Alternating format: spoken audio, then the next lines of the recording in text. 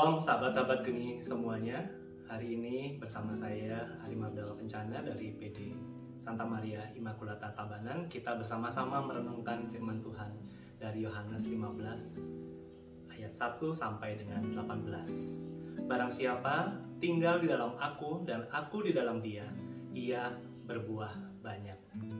Bapak Ibu saudara-saudari yang terkasih di dalam Kristus, hari ini firman Tuhan berkata tentang pokok anggur dan kita adalah ranting-rantingnya dan kita diminta semua untuk menghasilkan buah yang banyak.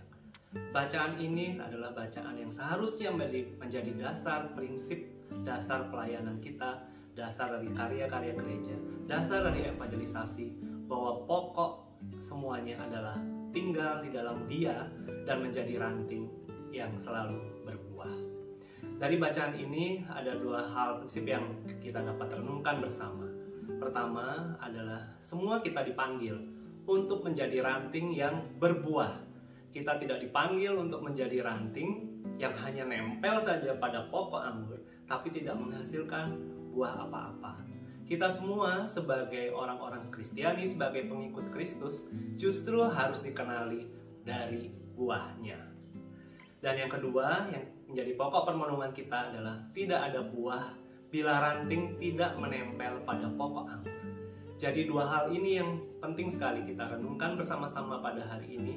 Kita dituntut untuk berbuah dan kita dikenali dari buahnya. Dan kita tidak akan dapat berbuah tanpa melekat, tanpa makan, tanpa hidup sepenuhnya bergantung pada pokok anggur. Bapak Ibu saudara-saudari yang terkasih, setiap kita yang suka bercocok tanam pasti tahu bahwa ada dua macam ranting. Yang pertama adalah ranting yang harus dipotong, kemudian ranting itu dibuang. Dan yang kedua adalah ada ranting-ranting yang harus dibersihkan. Semuanya memotong atau membersihkan ranting adalah demi tujuan pohon itu agar dapat berbuah lebat. Ranting-ranting yang tidak berbuah, bahkan kadang-kadang mungkin tidak memiliki daun sama sekali, pasti akan dipotong. Karena justru kalau dia dibiarkan akan mengganggu asupan ranting lain dan akhirnya mengganggu keseluruhan pohon itu. Tentunya setelah dia dipotong tidak ada gunanya untuk disimpan ranting itu, tapi dia akan dibuang. Dan apabila ada juga jenis ranting yang kedua yang walaupun sudah berbuah tapi tetap harus dibersihkan. Sang pengurus tanaman akan mulai membersihkan daun-daun yang mungkin berulat, akan membersihkan dan memotong mungkin ranting-ranting cabang kecil lagi yang mungkin tidak berguna dan akan dipotong.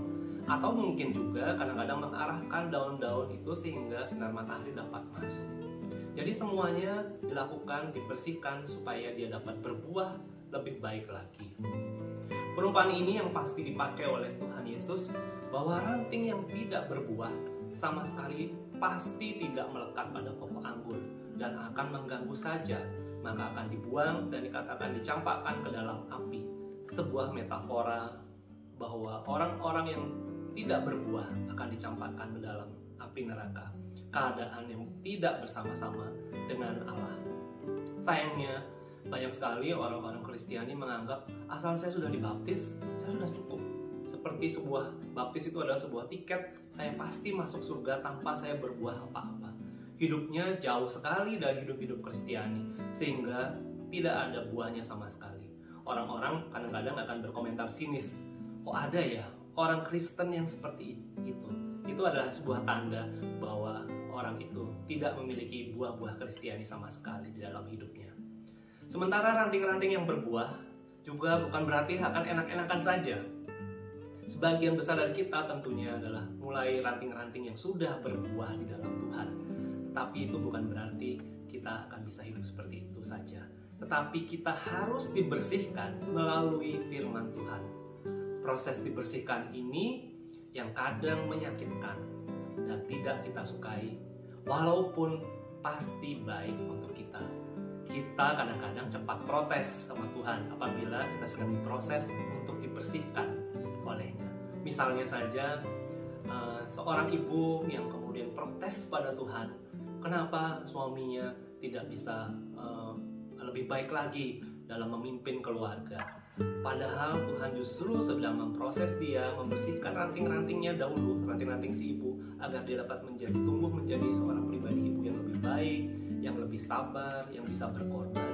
Kemudian barulah pertobatan itu akan juga dapat terjadi melalui buah si ibu, agar mendapat menjadi pertobatan bagi sang ayah. Itu adalah salah satu contoh-contoh yang dapat kita lalui, bahwa kita sangat-sangat membutuhkan proses untuk dibersihkan oleh Allah. Kita juga kadang-kadang sering tergoda untuk berpikir, tanpa Tuhan saya bisa berbuat sesuatu kok. Tapi memang benar, dengan Tuhan saya bisa berbuat yang luar biasa. Benar kira-kira begitu? Saya rasa itu juga tidak tepat. Karena kata firman Tuhan hari ini, akulah pokok, di dalam aku ia berbuah banyak, tapi di luar aku kamu tidak dapat berbuat apa-apa. Jadi di luar Tuhan kita sungguh-sungguh tidak dapat berbuat apa-apa. Bapak Ibu Saudara-saudara yang terkasih, semoga dengan bantuan Roh Kudus kita sadar bahwa kita harus melekat pada pokok anggur dan kita harus berbuah yang lebat sebagai orang-orang Kristiani.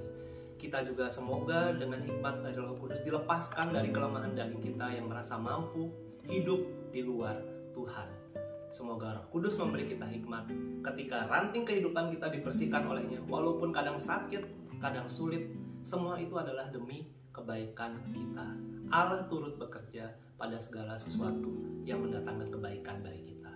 Semoga seluruh hidup, seluruh karya, seluruh pelayanan kita selalu melekat pada pokok anggur kita, yaitu Allah.